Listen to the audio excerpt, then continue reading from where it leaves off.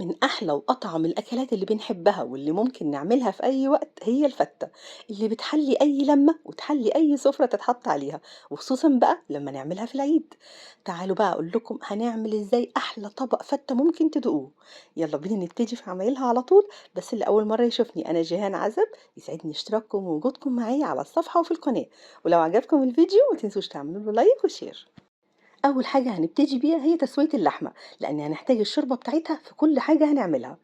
في حلة كبيرة وعلى نار عالية هنحط معلقة كبيرة حلوة كده من السمنة، وعليها فصين أو 3 من المستكة.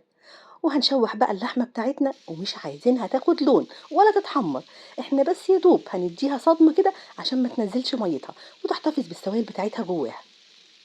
استعملوا أي قطعية بتحبوها من اللحمة، بس أفضل قطعية للفتة من الموزة أو الرقبة، بتعمل شوربة حلوة قوي. هنزود لها بقى فصين 3 من الحبهان وملح وفلفل وواحدتين من القرنفل وورق اللورا، تقليبة بس معاهم. وبعدين هنضيف مية سخنة بتغلي، وما تزودوش مية كتير عشان الشوربة تبقى مركزة كده ويبقى ليها طعم حلو. وإذا طلع أي ريمة على الوش شيلوه بالراحة كده من عليها. بس تشويح اللحمة في الأول بالشكل ده كده مش بيطلع ريم كتير، يعني هتلاقوا حاجة بسيطة قوي. وآخر حاجة هنضيف بصلاية وطماطمية صغيرين، قسمتهم 4 أرباع وحطيتهم. وأول ما تغلي هنغطيها ونهدي عليها النار ونسيبها بقى لحد ما تستوي خالص. خدوا بالكم كل ما النار تبقى هادية اللحمة هتستوي أسرع وطعمها كمان هيبقى أحلى. نسيب بقى اللحمة ونعمل أحلى شوية رز مفلفل بالحبهان والمستكة.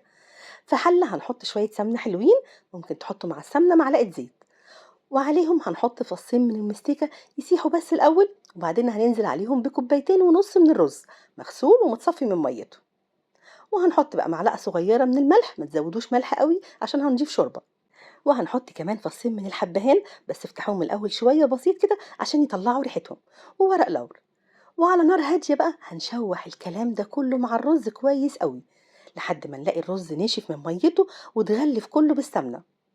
وبعدين هنضيف تقريبا نص كوباية من المية المغلية، وهنكمل الباقي من شوربة اللحمة. انا ما باحطش معيار معين للميه، انا بحط الميه يا دوب اللي تغطي وش الرز بشويه صغيره، وبعدين اذا احتاج بزود بقى شويه صغيره من ميه او الشوربه، المهم انها تكون سخنه عشان ما نلاقيش كميه الميه زادت مننا والرز يعجن. هنسيبه بقى الاول على نار عاليه لحد ما يغلي كويس ويتشرب شويه من ميته. وبعدين هنقلبه بس تقليبه كده ونغطيه ونهدي عليه ونسيبه بقى مع نفسه لحد ما يستوي. وفي الوقت ده هنعمل صلصه الفته. في حلة صغيرة هنحط معلقتين كبار من السمنة، وهننزل عليهم بمعلقة حلوة كده مليانة من الثوم المفروم. هنشوحه في السمنة شوية بقى لحد ما نلاقي ريحته الحلوة دي بدأت تطلع وياخد اللون الذهبي الحلو ده. هنحط عليه ربع كوباية بس من الخل. وأول ما يغلي الثوم مع الخل هنشيل منه شوية تقريبا كده ربع كوباية ونخليهم على جنب دلوقتي. وعلى بقية التوم هنضيف معلقتين كبار مليانين من الصلصة، هنشوحهم بس ثواني مع التوم والخل. وبعدين نضيف كوبايتين من الطماطم المعصورة ومتصفية. وهنتبلها بقى بمعلقة صغيرة من الملح ونص معلقة صغيرة من الفلفل الأسود والكزبرة ومن بذور الفلفل الحار، أو رشة بسيطة قوي من الشطة بتدي طعم حلو للصلصة. ونقلبهم ونظبط طعم التوابل.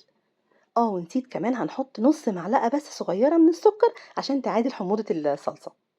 هنغطيها بقى ونسيبها على نار هادية لحد ما تتسبك كويس قوي، ونلاقي السمنة بتاعتها طلعت على الوش بالشكل ده كده. هنحط بقى عليها كبشتين بس من الشوربة، يا دوب يعني يدوها طعم حلو ويظبطوا كمان قوامها. وهنسيبها تغلي معاهم غلوة واحدة بس ونقفل عليها على طول. نيجي بقى لآخر حاجة، هو العيش. هنجيب بقى العيش البلدي الحلو بتاعنا ده، ناشف بقى أو طري مش هتفرق. لو ناشف زي ده كده هنكسره، ولو طري هنقطعه مكعبات متوسطة.